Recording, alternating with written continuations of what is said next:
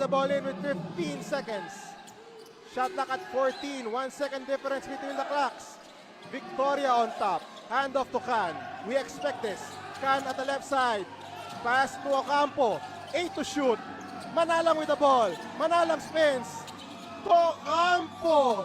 Ocampo throws it up. There's a foul.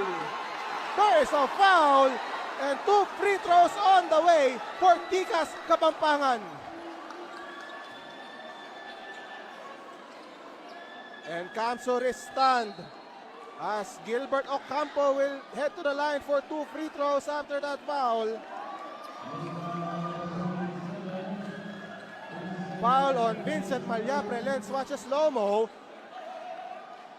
Ocampo, and that's going to be 2 free throws as he stepped on the line based on that angle. Another look at this one. And a block there by Malyapre. And the referee.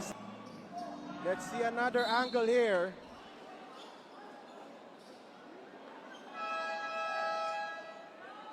A foul committed there, according to our referee.